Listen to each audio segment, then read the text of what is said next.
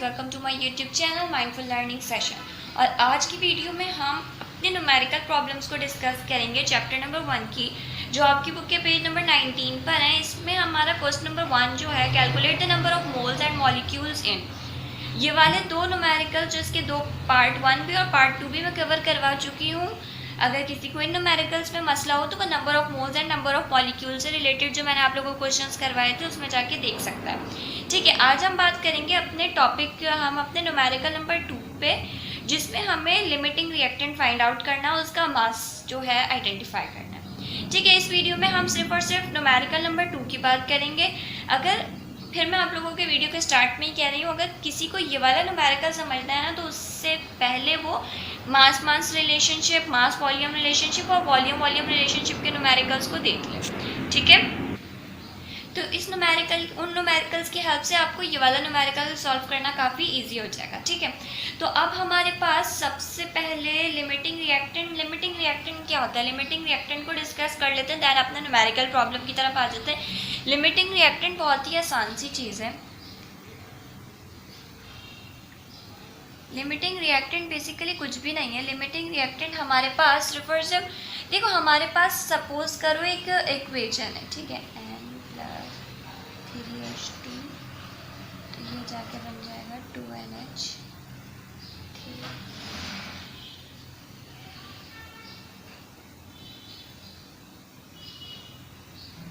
ठीक है, let suppose हमारे पास ये जो है एक इक्वेशन है, नाइट्रोजन, हाइड्रोजन और इसने अमोनिया गैस फॉर्म कर ली। इसमें अब हमें लिमिटिंग रिएक्टेंट देखना है कि कौन सा है। लिमिटिंग रिएक्टेंट बेसिकली वो रिएक्टेंट होता है, ये हमारे पास रिएक्टेंट साइड है, ठीक है, ये हमारे पास क्या है, रिएक्टेंट साइड है, और ये हमारे पास प्रोडक्ट साइड है। ठीक है, अब हमारे पास लिमिटिंग रिएक्टेंट क्या होता है, हमें फाइंड आउट करना होता है कि लिमिटिंग रिएक्टेंट कौन सा है। लिमिटिंग रिएक्टेंट वो रिएक्टेंट होता है जो रिएक्शन में सबसे पहले कंज्यूम हो जाए। ठीक है, मतलब आपके पास सपोज करो नाइट्रोजन भी और हाइड्रोजन भी है, हमें देखना है कि इसमें से सबसे पहले कंज्यूम कौन सा होता है, मतलब सबसे पहले ख़त्म क्या होता है। सबसे पहले ख़त्म होगा तो प्रोडक्ट की फॉर्मेशन पहले कर देगा। तो लेट सपोज हमारे पास नाइट्रोजन जो है फर्स्ट कंज्यूम, पहले नाइट्रोजन कंज्यूम हो रहा है, तो हमारे पास नाइट्रोजन क्या होगा, लिमिटिंग रिएक्टेंट। वो हम कैसे देख लेंगे, उनके नंबर ऑफ मोल्स को कैलकुलेट करके। ठीक है, तो लिमिटिंग रिएक्टेंट की बेसिक डेफिनेशन हमारे पास यही होती है, द रिएक्टेंट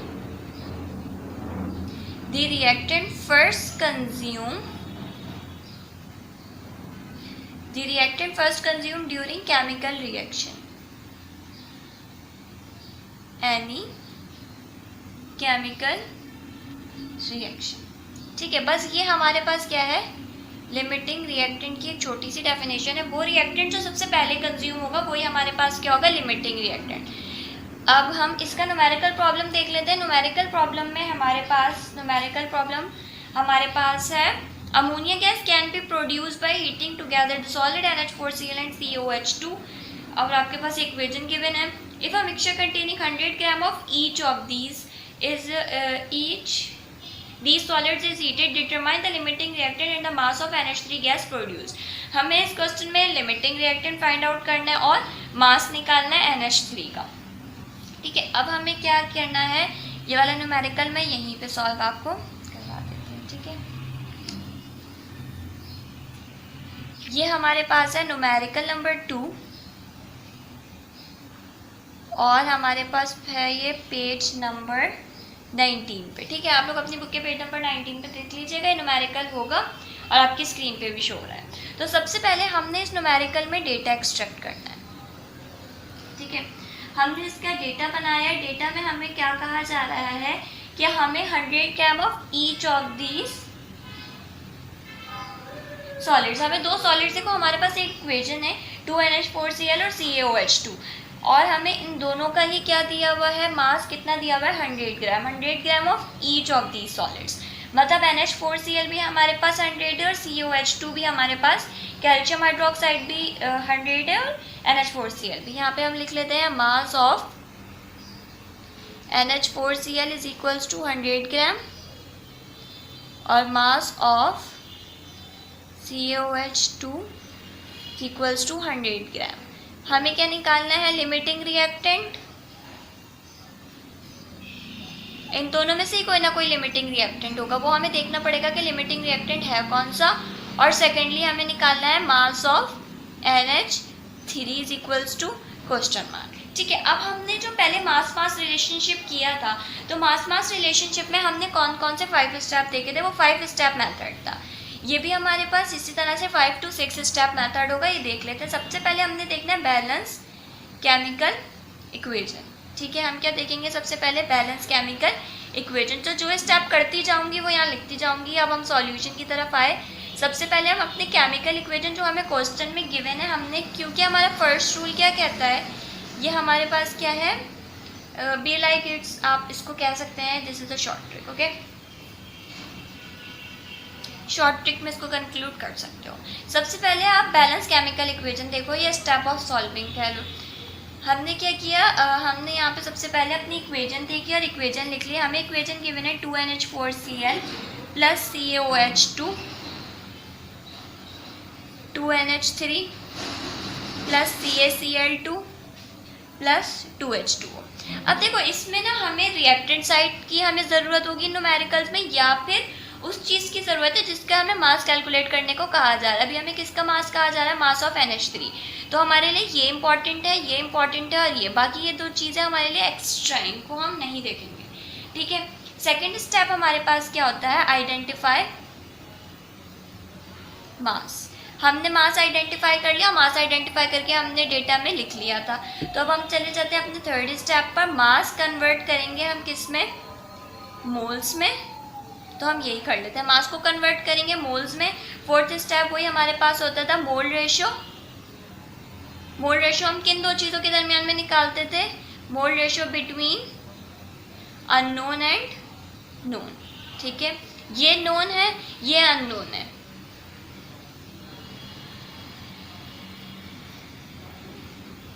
ठीक है, अब हम अपना अभी यहाँ पे 4 स्टेप्स लिखे, ये स्टेप्स और जो है इंक्रीज होंगे। अब 5th स्टेप हमारा होता है आइडेंटिफाई लिमिटिंग रिएक्टेंट। लिमिटिंग,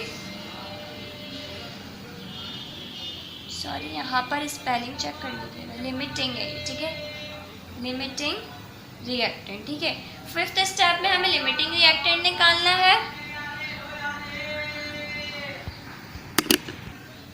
और 6th स्टेप में हम सिंपल क्या करेंगे, हम इसके 6th स्टेप में मास जो है इसमें हमें कहा जा रहा है मास ऑफ NH3, तो हम यहाँ पे लिख लेंगे mass of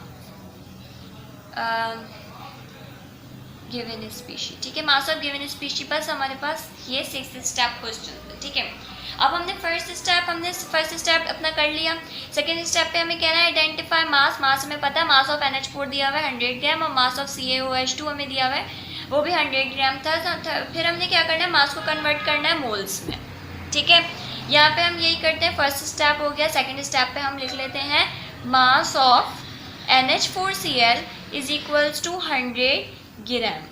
third step number of moles. देखो अब हमारे पास क्या है इस क्वेश्चन में, mass relationship, mass volume relationship या वॉल्यूम रिलेशनशिप हम कर रहे थे। तो हमें कोई ना कोई एक स्पीशी का मास दिया हुआ था, और उसी को रेफरेंस पॉइंट बना के अपने प्रोडक्ट साइड को कैलकुलेट करना था। अब यहाँ पे हमें 2 दफ़ा रिएक्टेंट दिए हुए, तो हमें दोनों का इंडिविजुअली मोल्स कैलकुलेट करने हैं। ठीक है, तो यहाँ पे हमने क्या लिखा, number of moles is equals to mass of NH4Cl divided by molar mass. ठीक है, सिंपल हमने क्या करना है, नंबर ऑफ मोल्स किसके कैलकुलेट करना है, अभी हम NH4Cl के।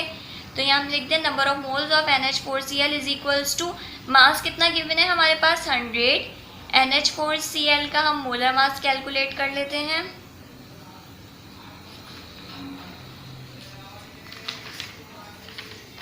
इसका मोलर मास मैं यहाँ पे कैलकुलेट कर लेती हूँ। ठीक है,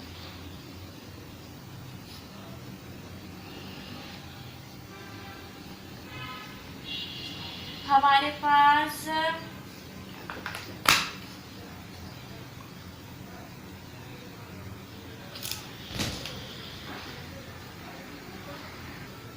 नाइट्रोजन होता है हमारे पास 14 hydrogen, 4 1 multiply 1 multiply by 4, chlorine होता है 35.5।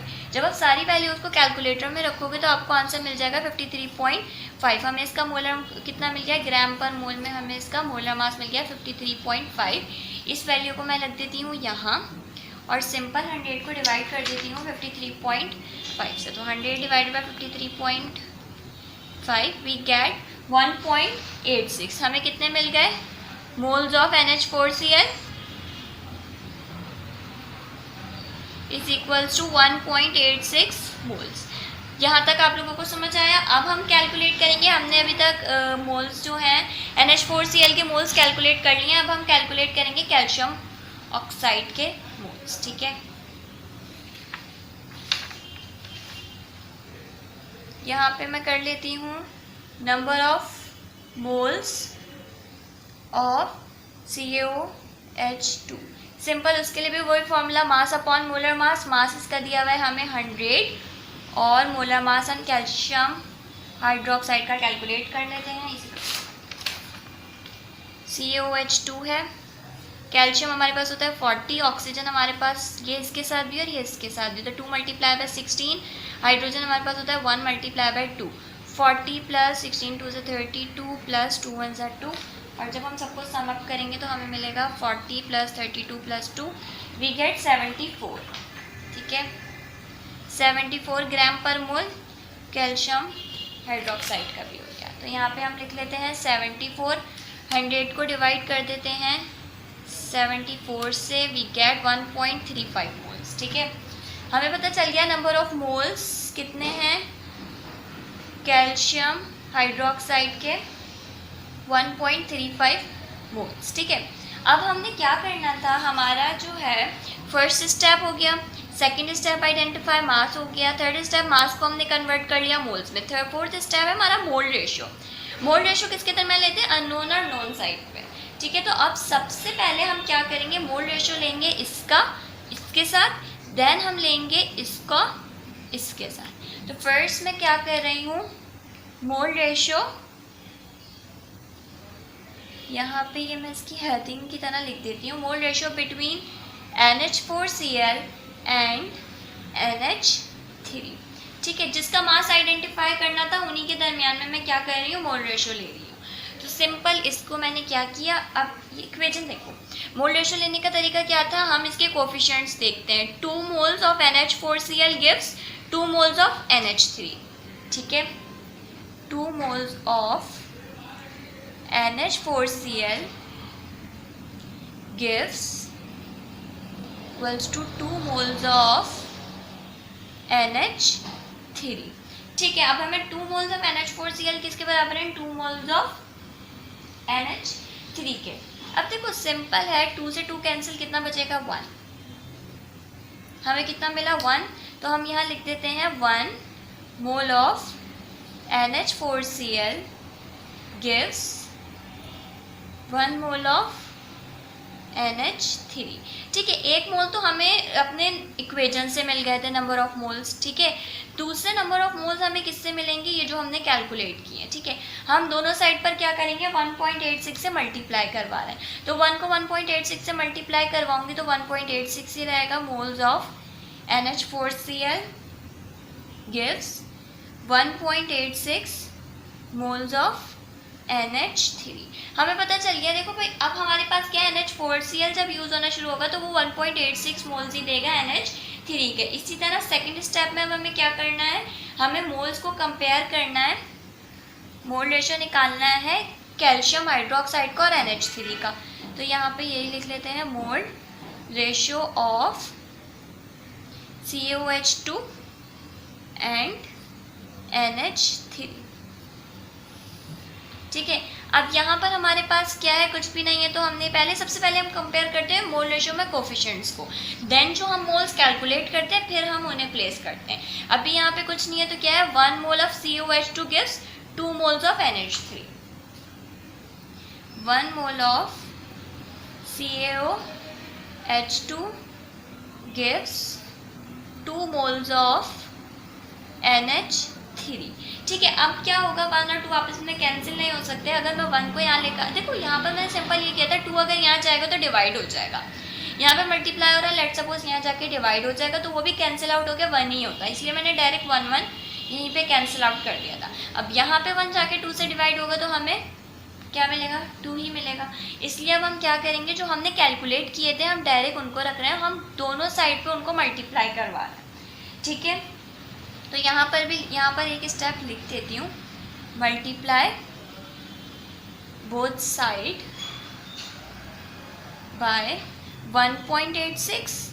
यहाँ पे भी लिख देती हूँ, मल्टीप्लाई बोथ साइड बाय, किससे किया था मैंने, 1.35। अब मुझे किससे करना है, कैल्शियम हाइड्रोक्साइड की वजह से 1.35, तो बाय 1.35। ठीक है, यहाँ पर भी मल्टीप्लाई होगा तो मुझे क्या मिल जाएगा, 1.35 mole of CaOH2 gives 2 multiplied by 1.35 mole of NH3। ठीक है, ये तो 1.35 जब 1 से मल्टीप्लाई होगा तो वो 1.35 भी रहेगा, इसलिए मैंने पहले 1.35 ही लिख दिया था। Mole of CaOH2 gives 2 multiplied by 1.35 we get 2.7। ठीक है, gives 2.7 मोल ऑफ NH3। अब देखो हमने जब NH4Cl के साथ रिएक्शन किया तो हमें मिला था 1.86 मोल, जब हमने कैल्शियम हाइड्रोक्साइड के साथ किया तो हमें मिले 2.7 मोल। सबसे कम किसका है, 1 पॉइंट। तो इन न्यूमेरिकल्स में हमारा 5th स्टेप लिमिटिंग रिएक्टेंट ही फाइंड आउट करना था। तो अब हम क्या करेंगे, जिनका मोल रेशियो आया उसके थ्रू हम लिमिटिंग रिएक्टेंट को आइडेंटिफाई कर लेंगे। देखो इसमें से 1.86 कम है या 2.7, तो साइड से बात है 1.86 कम है, तो 1.86 कम है और 1.86 हमें किसकी वजह से मिला, NH4Cl की वजह से। तो यहाँ पर हम एक स्टेटमेंट लिख लेंगे, NH4Cl is limiting reactant because